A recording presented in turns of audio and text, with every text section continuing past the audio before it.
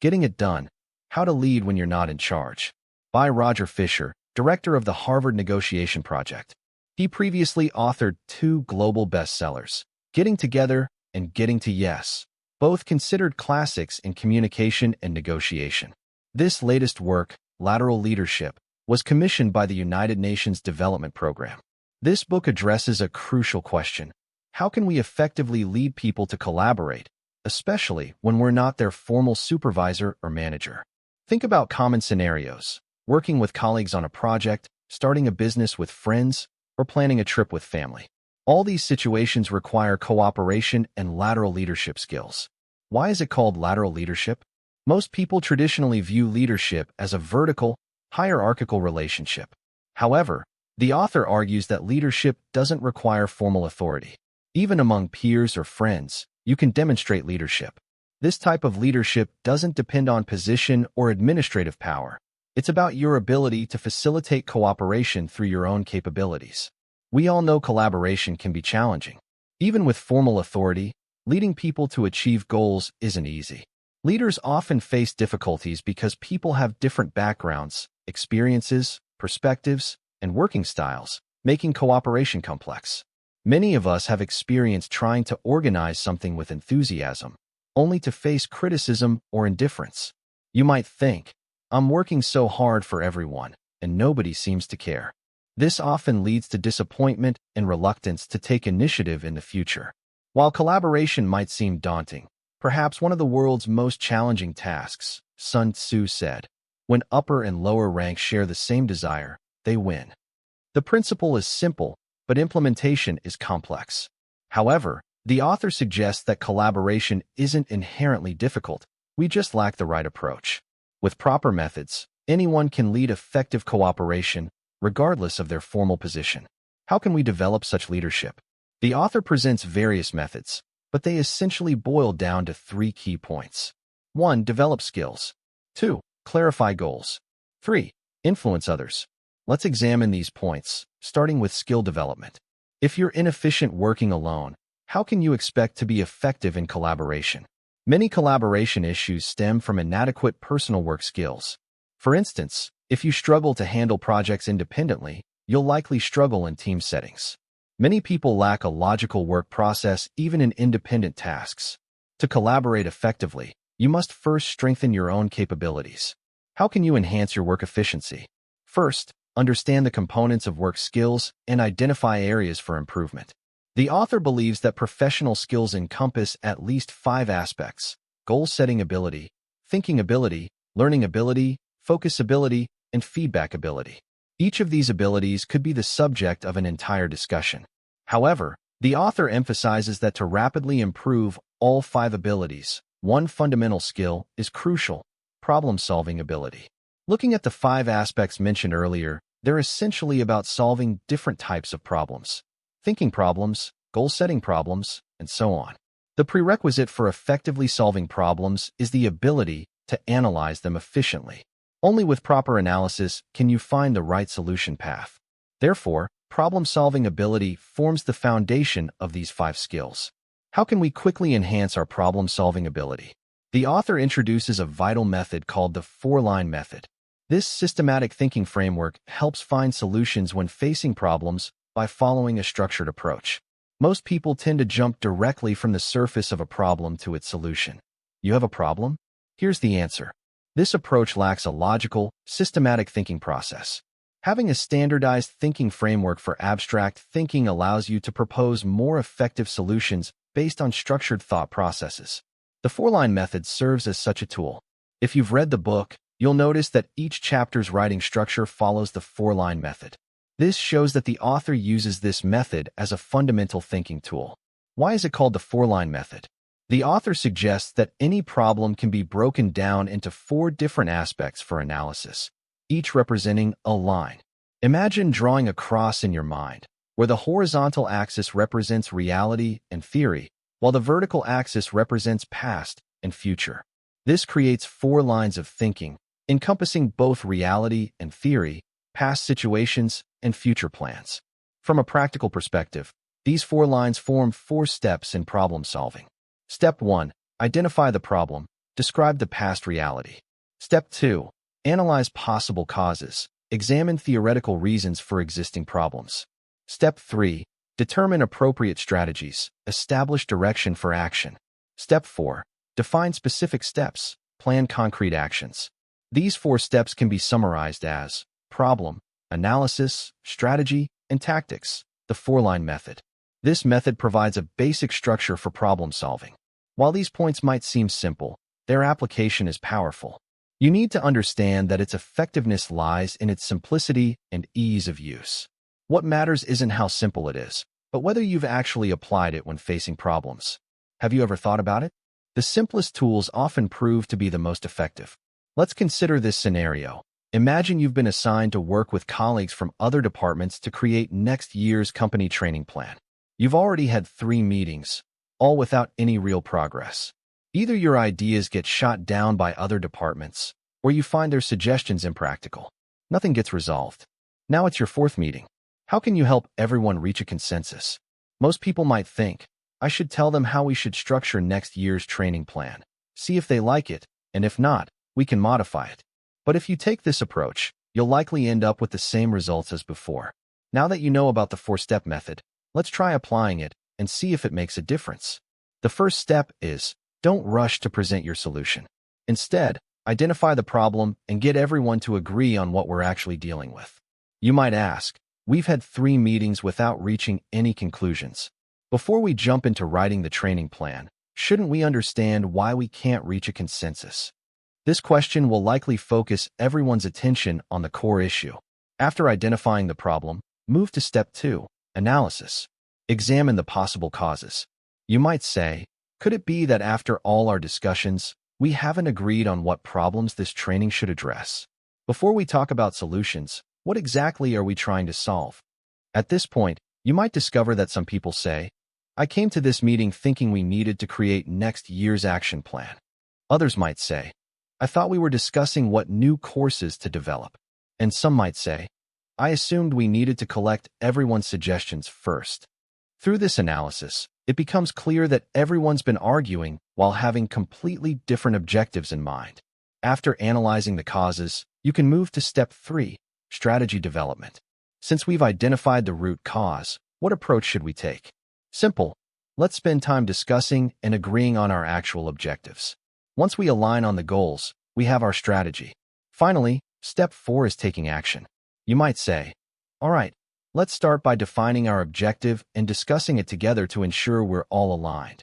See how a previously unproductive series of meetings transforms into a clear thinking process using the 4-step method? That's why the author highly recommends using this approach to systematically think through and effectively solve many of life's problems. Moreover, this 4-step method isn't just a thinking tool. It's also a practical action guide. It can be used cyclically, meaning after you complete the final action step, you can evaluate whether the outcomes match your initial expectations. If they don't, you can return to step 1 and begin the process again. The first step in the line method is to identify the problem. Why is there inconsistency? Continue using the 4-line method to improve your solution. You see, this way everything can be continuously improved through the 4-line method cycle, thereby constantly enhancing your skills and strategies. Let's take another example. Suppose you wanted to ask out someone you were interested in, but they declined. Now, let's analyze this using the 4-line method. First, identify the problem. The person didn't accept your invitation. Second, analyze the reason. Perhaps you thought your appearance wasn't appealing enough? That's one possible reason. Third, develop a strategy. In this case, improving your appearance. Fourth, take specific action. Go to a clothing store and buy new clothes. This action follows directly from the 4-line strategy. Now, you might say, wait, maybe that's not the right way to think about it. Perhaps that's not the real reason they declined. That's fine. Our analysis and strategy are just hypotheses, which may not be entirely accurate. But using the 4-line method, if the person tries again with new clothes and still gets rejected, they can continue analyzing why and improve their approach. If it's not the clothes, what else could it be? Perhaps it's how they communicate, or how they present themselves, and so on. The 4-line method isn't just for dating. It can be used to improve our target abilities, learning capabilities, focus, feedback skills, and more. With this fundamental method, we can naturally apply it across different areas to enhance various comprehensive skills. Now, if our skills are up to par, does that mean collaboration with others will automatically go smoothly? Obviously not. You've probably experienced situations where collaboration was difficult even in areas where you're highly skilled. Why is that? While there could be many reasons, one crucial factor that most people overlook is whether you and your team have reached a consensus on goals. This brings us to our second topic, clarifying objectives. Many people have a misconception about teamwork, thinking it's just about gathering people together to do something. In reality, a group of people together isn't necessarily a team, they might just be a gathering. You only have a true team when people's hearts and goals are aligned. Think about it. If everyone in the team has different ideas and wants to go in different directions, how can their efforts be unified? Conversely, if everyone in the team has clear goals and knows how to achieve them, the team's efficiency will be extremely high. When President Kennedy visited NASA, he met a janitor and asked, "What are you doing here?" The janitor replied, "I'm helping to put a man on the moon." This exemplifies a true team. Everyone knows their purpose, leading to extremely high work efficiency. The question is, how do you ensure that everyone in the team, including the janitor, understands the team's goals? The author suggests at least 2 points to address this issue. The first key point is that you can't simply assign tasks and goals to people. You must first help them understand the reasoning behind each task or objective. If you want to build a ship, your first step isn't to gather people to cut down trees. Instead, you should inspire in them a longing for the sea. That becomes our shared vision. Similarly, when gathering people to work together, you need to help them understand where we're heading. Even for small tasks, everyone should understand the underlying reasons. For instance, if your manager asks you to fetch a newspaper, most people might think, "I'll just go get it," because it's an assigned task. However, for efficient collaboration, you should understand why the manager needs the newspaper and their underlying motivation. Of course, if you directly ask, "Boss, why do you need the newspaper?" they might respond, "Just get it." But if you phrase it as, "Boss, to help me get you the right newspaper quickly, could you tell me what you need it for?" You see, communicating this way with colleagues can significantly reduce misunderstandings. So, next time you're collaborating with others, don't rush into action. Instead, ask 2 questions. First, why are we doing this? Second, what results are we aiming to achieve? Once everyone agrees on these points, the collaboration will be much more effective. That's the first point, ensuring everyone understands the shared goal. The second crucial point is involving everyone in setting these goals. You might think that with a large team, having everyone participate in goal setting could become chaotic and impractical. The author suggests this challenge has a simple solution. The reason we previously found group goal discussions inefficient and difficult was that we weren't using the right method. When discussions are unstructured, with everyone speaking randomly, they naturally lead nowhere. Remember the training plan example we mentioned? We applied the 4-directional method to the goal-setting process. Instead of directly discussing the goal, we broke it down into, what problems are we facing? What strategies can we use to solve these problems? What actions should we take? With this clear thinking framework, everyone can participate in goal setting in an organized, step-by-step manner, giving everyone a sense of achievement. This approach might seem time-consuming, but investing time up front to reach consensus with your team is like sharpening your axe before cutting wood. During implementation, efficiency will be much higher. Most problems arise from inadequate preparation, leading to rushed execution and miscommunication. Now that we know how to reach goal consensus, is smooth and efficient collaboration guaranteed? Not quite. Even with a clear shared vision, people have different working methods, habits, and energy levels, which can lead to disagreements. You can see how challenging collaboration can be, with issues at every level. So what's the solution? This is where you need the ability to coordinate different wishes, motivate people, and influence their behavior. How do you develop these abilities? That brings us to our third topic, influencing others. To influence others, you only need to master 3 techniques: questioning, answering, and demonstrating. Let's start with questioning. When we want to influence someone, our first instinct might be to simply tell them what to do. However, this approach often creates resistance because people may think, "Who are you to tell me what to do? Are you my boss?" This kind of commanding approach typically backfires. So, what's the alternative to giving orders? The best way to influence others is through questioning. However, this questioning requires skill and attention to two key points. First, avoid leading questions and use open-ended questions instead. For example, instead of asking, "Shall we meet tomorrow at 8 a.m.?" or "This project is really serious, right?" which are essentially disguised commands. Try asking, "What time would work best for us to meet tomorrow?" Or, "What's your perspective on the current state of this project?" The simple test for an open-ended question is whether it can be answered with just yes or no. Only questions that require more detailed responses are truly open-ended, and these are the ones that encourage genuine discussion and create opportunities for influence. Second, take time to explain your intentions rather than leaving others to guess your motives. Consider this example. A husband, after a busy work week, wants to help with housework on the weekend. He asks his wife, "Is the basement still messy?" The wife responds defensively, "Thanks for noticing. You're barely home all week, and now you're criticizing the basement? How dare you?" The husband's good intentions were misinterpreted because he didn't explain his purpose. A better approach would be, "Honey, I'd like to help you today because you've been working so hard. Would you like me to tidy up the basement?" This is the first technique for influencing others, using questions to build cooperation. However, when you already have a solid idea, you don't always need to rely on questions. This brings us to the second technique, providing answers and solutions. Yet, this is where many people make mistakes. They think, "I know the solution, so I'll just tell everyone what to do." Or, "Let's do this. First contact the supervisor, then make a plan." This approach often fails because it comes across as commanding. The author emphasizes the crucial difference between telling people your ideas and proposing your ideas. Telling implies, "I'm ordering you to do this because it's a good idea," while proposing means, "Let me explain my thinking and see if this works for you." The distinction makes all the difference. Let me help us effectively present our ideas. Here's a powerful approach. If there's no better solution, could we try this first?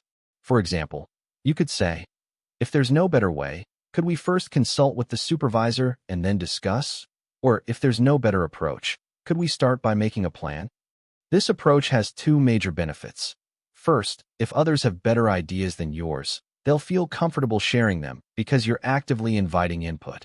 Second, if your suggestion encounters problems during implementation, everyone can easily adjust the plan and you won't feel any pressure. This is an excellent collaboration technique. However, during the response phase, you need to maintain a fundamental mindset. Even if you have a good answer, your goal isn't to make everyone adopt your solution, but to motivate everyone to search for better answers, even if they don't come from you. Think about it carefully. All these questioning and answering techniques we've discussed revolve around one core principle. To collaborate effectively with others, you need to make them feel good about themselves. The third technique for influencing others is leading by example. It's the most effective way to influence others. As business leader Jack Welch once said, "The only way to motivate employees is to lead by example." However, the author notes that taking action doesn't automatically mean others will follow. There are techniques to make your example more effective. Two key points to remember. First, your exemplary actions must be visible to others. There's a story about a CEO who noticed a loose carpet in the elevator one evening. Disappointed that no one had fixed it, he brought tape from home the next day and fixed it himself. 2 months later, the carpet came loose again, and still, no one fixed it. Frustrated, he realized people hadn't seen his action, so they couldn't follow his example. The next day at 9 a.m., employees found him kneeling, fixing the carpet. Soon, eager employees insisted on taking over the task. Second, to maximize your influence through example, your actions should exceed expectations. For instance, if you're a senior executive who stays after meetings to clean up coffee cups, that sets a powerful example. Others will notice and start cleaning up after themselves. Or if you're an executive assistant who proactively suggests department heads meet to discuss projects, that makes an impact because it shows initiative beyond your role. However, if you reverse these roles, having the assistant clean up or the executive arrange meetings, the impact diminishes because these actions are expected. To lead by example effectively, you need to go beyond your normal duties. It's like the ancient military generals who led from the front. Why did their actions inspire soldiers to fight to the death? In comparison, it means exceeding everyone's expectations. The general wasn't expected to be someone who leads from the front. A general who spends all day in his office doing strategic planning won't inspire the troops. To influence others and create a demonstrative effect, you must exceed their expectations. These are the core elements of lateral leadership, not just how managers lead people to accomplish tasks. Let's review. To lead a group of people to collaborate effectively, you don't necessarily need to be in a leadership position. Instead, use the right methods to influence others. Once you develop and possess leadership qualities, you can lead laterally. To achieve this, focus on 3 aspects. First, develop your own skills. You need to be competent yourself. Use the 4-line thinking method to continuously raise questions and practice in cycles to improve yourself. Build capabilities in goal setting, learning and practice, passionate focus, and timely feedback.